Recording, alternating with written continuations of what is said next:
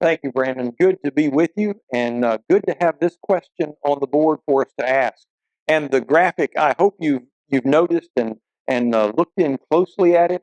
That there are some small words that are through all of this, like squash or backbiting or defame or belittle or knock, slam, scorn, slander, rip, diminish. A lot of hostile words, a lot of hostility in our culture right now as people are debating a lot of these topics. And it causes the question to be brought up of, are Christians anti-science and anti-education? Well, I want to begin by saying some things just to be very, very clear about this. First is that Christians are not supportive of everything that is done in the name of science. We will admit to that. So to say that Christians are not anti-science, and yet to say it doesn't mean that we are gullible or that we buy everything. And the truth of the matter is, on just almost any topic you can pick, there will be scientists who are saying different things among themselves. So to say, don't you believe what science says? Well, I could give you the names of several scientists who disagree with each other. So there's not just one thing that Christians might disagree with, but Christians are not supportive of everything that's done in the name of science. Secondly, Christians are not supportive of everything done in the name of education. There's a lot of educational theory out there, a lot of things that have been tried. One of the truest things in the field of education is that whatever is today, it's not going to be here tomorrow. It will be changed. There will be new studies. Have you seen what the latest research says? And so there will be all kinds of adaptations that are made and new things that are tried. A progressive field that is always reaching for ways to teach better, to understand better. Christians are not supportive of everything that's done in the name of education. And I think it needs to be said to understand and appreciate those first two statements that Christians are not supportive of everything done in the name of Christianity. There are many things that are done in the name of Christianity that I am 100% opposed to. I am a Christian. I have given my life to Jesus. I want to walk in his steps. I want to revere God and count him as holy in my life. But that does not mean that I am a standing yes vote for everything that anybody wants to say in the name of Christianity. So all of this taken together just simply says, let's think and let's reason together. And let's be honest about what we're talking about. And let's ask the next question. Instead of like that screen that was up here at the very beginning, instead of our being ready always just to go to blows with people about things, instead let's ask the question and find out really what they're saying. And let's explain ourselves in really what we're saying.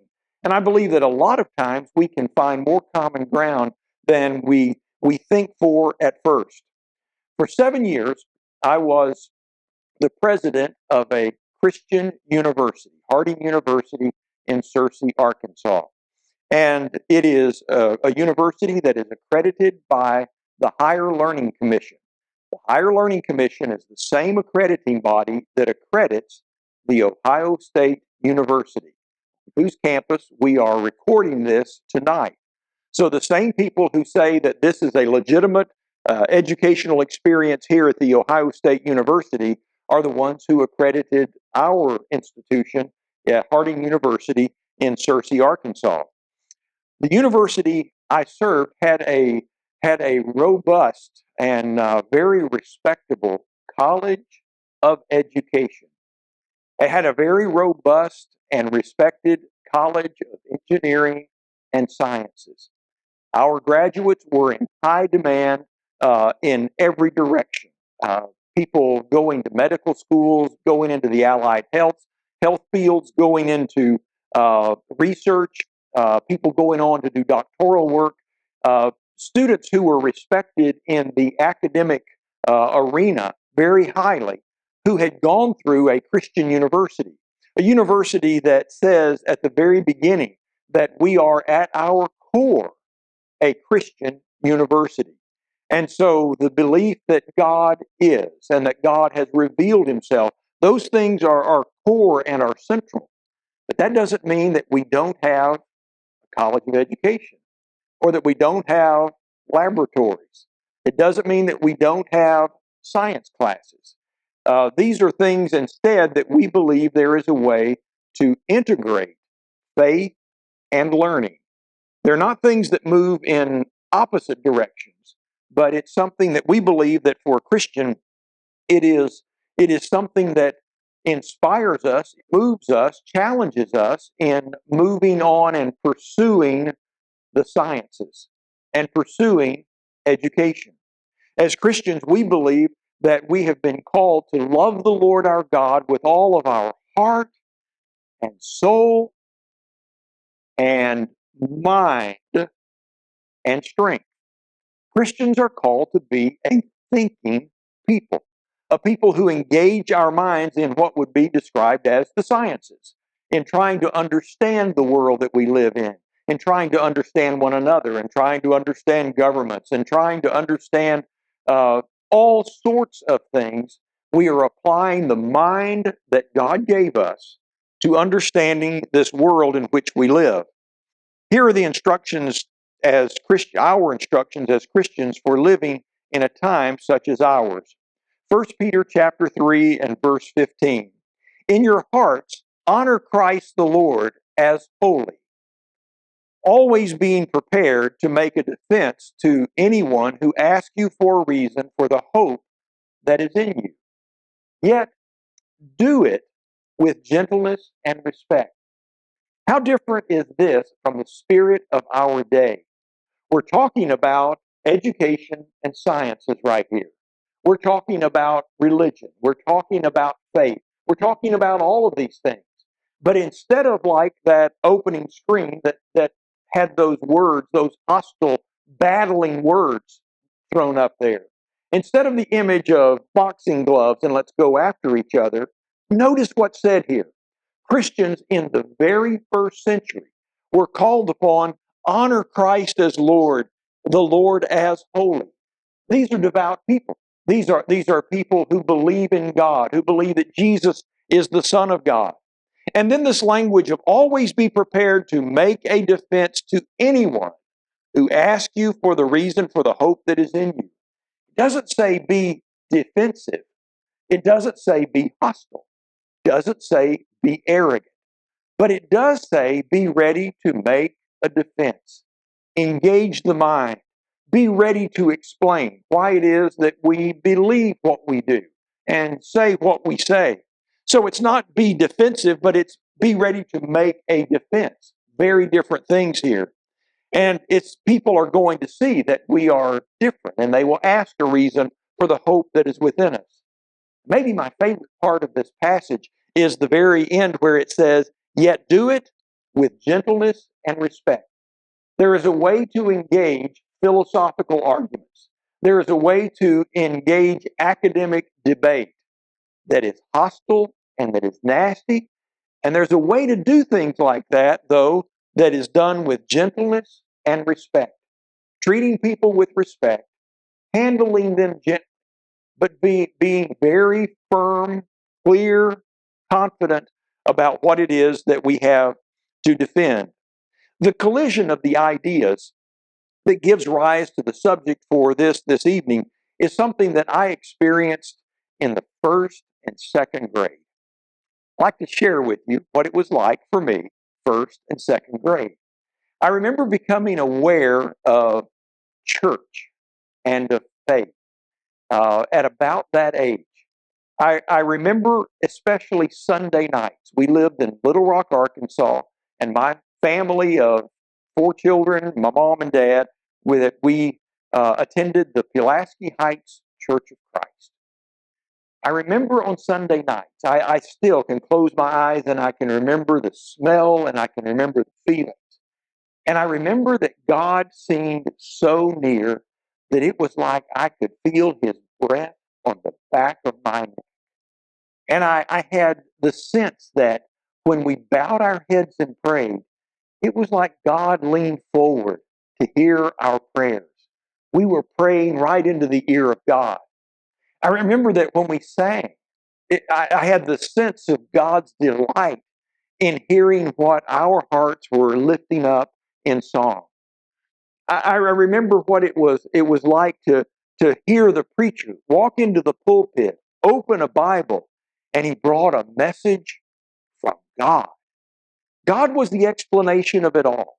God was at the center of it all. God was the reason that we were alive, and the reason that we were there, and the reason that we had come there to worship. I remember first and second grade, Little Rock, Arkansas, Sunday nights, God being so near that I could feel his breath on the back of my neck. Church would be over. We would hug our friends and we'd leave, and we'd load up into the station wagon and we would head home. And our family typically would stop on the way home at Shipley Donuts. Mom would get out of the car and go in and get some hot donuts while we watched the man tossing the donut dough in the window. She'd get back in the car. Again, I could close my eyes. I could still smell those donuts. And we would get in the car and we'd head home. Mom and Dad almost always had invited someone to go home with us. And it was a really good night for me if the folks they invited had kids. And so we'd get home, they'd make coffee, serve the kids some hot donuts and some milk, and we'd go off into the living room and watch TV. And there on the TV, we would watch typically The Wonderful World of Disney.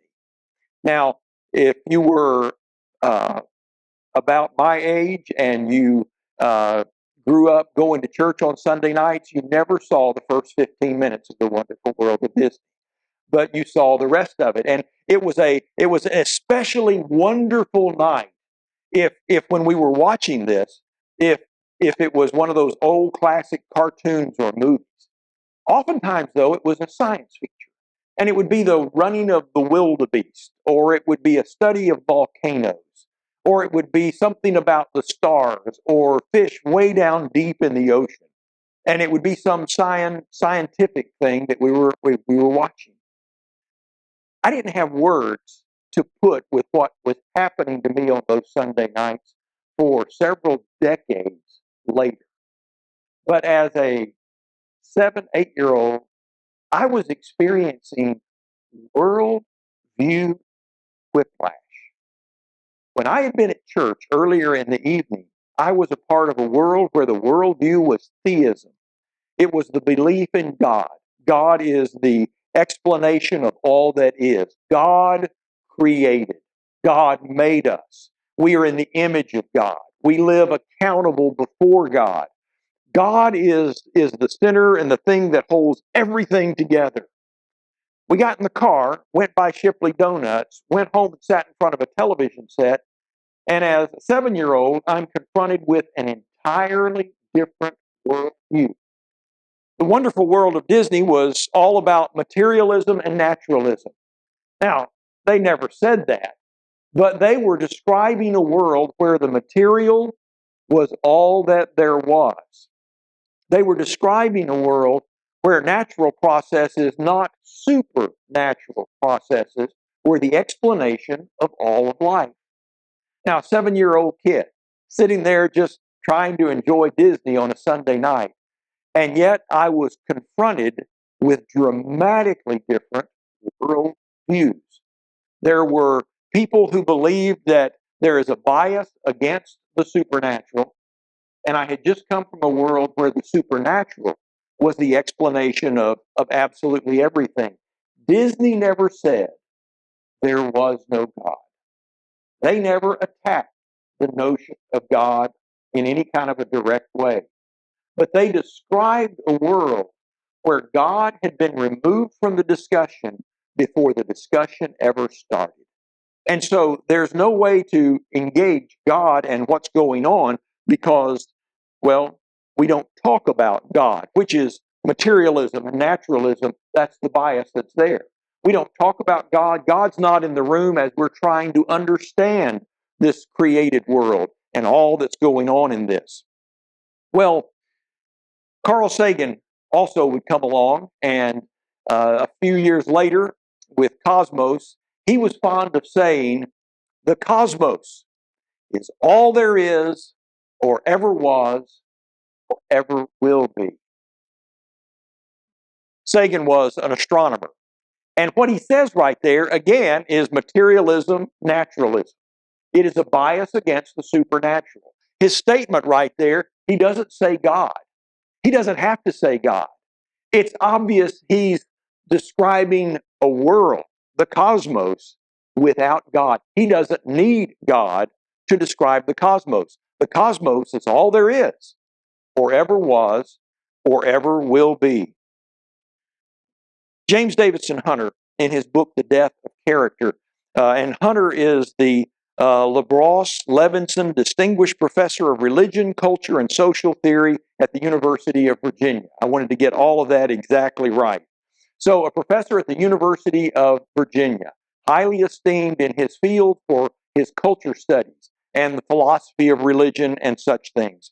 In his book, The Death of Character, he describes how he says within academic discussion, through the work of such people as Erik Erikson and Benjamin Spock and Carl Rogers and B.F. Skinner and Haim Gunot and Rudolf Dreikurs, psychology as a field to explain, as one of the sciences, and a field to explain moral life and understanding. He says, psychology had no rival as a way to think about moral life and understanding. Notice this last sentence. Religious tradition was not so much attacked and debunked as it was explained, rationalized, and thus trivialized. And one of the biases for a lot of people involving education and the sciences is if you can explain something, then you are the master of that. If you can say, okay, I understand how this works, then we no longer need God to explain this, and it's something that I speak with authority on. Religion as in general, it was not so much attacked or debunked as it was explained, rationalized, and thus trivialized. That's the world we live in. And that's the collision that oftentimes happens in the sciences, and it happens in the larger field of education. A dear friend of mine, Dr. Don England, has given me a meaningful way, a very helpful way to me personally, to conceptualize how a Christian can be a scientist or an educator at a time when our worldviews are so often in great conflict. Dr. England, in his book, God, Are You Really There?, that I'll reference here in just a moment, he taught organic chemistry and biochemistry at Harding University for 45 years. I never took organic chemistry, never took biochemistry. I wasn't terrified of them, but I respected them greatly as how difficult those classes could be. Dr. Don England, one of the brightest people I've ever known in my life, and he wrote this very down-to-earth and very helpful book, God, Are You Really There? And he writes in that book, he says, when I entered college as an 18-year-old Christian, aspiring to major in the sciences, I was naive to expect that everything I would learn in science would support Christian faith. Many things I learned did reinforce faith, but I also encountered areas of disagreement. If we correctly understand the nature of both science and Christian faith, we will not be surprised that conflicts sometimes exist. These conflicts need not be disastrous to faith. I wish that statement could be given to everybody who is entering university, that you are going to encounter things that are going to rock your world. You're going to encounter things that are going to challenge your faith. Not everything, but you're going to encounter some things. And these conflicts do not need to be disastrous to faith. He has a chart. It's so simple, and yet it is profound in its impact as we think about being a Christian dealing with science and education. It begins, this chart does, with the subject, conflict and agreement in science and faith, and talks about the truths of nature and the truths of the Bible.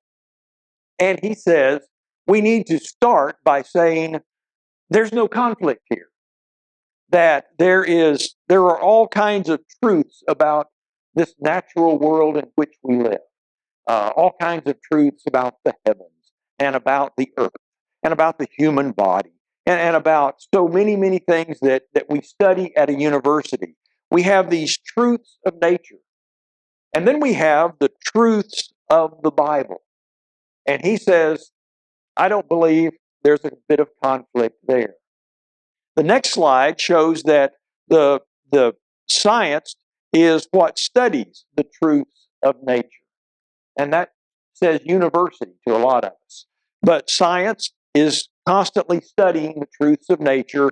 Bible study, individual, church Bible study. Bible study engages the truths of the Bible, seeking to discern what those things are.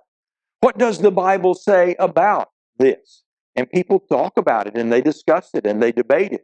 And probably a lot of atheists would be very surprised to find how robust the discussion is among Christians, trying to understand what is the Bible saying about X, Y, or Z. And then the best part, I think, of this little chart, he says, and then science comes up with interpretations of nature. And Bible study comes up with interpretations of the Bible. And in this area, there oftentimes are conflicts. The next slide sort of highlights this. And so this is where the conflict is. And if you and I can see that this is where so much of the battle is going on, and then we can back up and see the bigger picture, I think it makes a whole lot of sense for us to see, okay, this is where conflict is. The conflict is between interpretation of nature and interpretation of the Bible. And the problem can be on either side, or it can be on both sides. There can be a problem here. But we can still, even at that time, dealing with the conflicts and all, we can still be confident.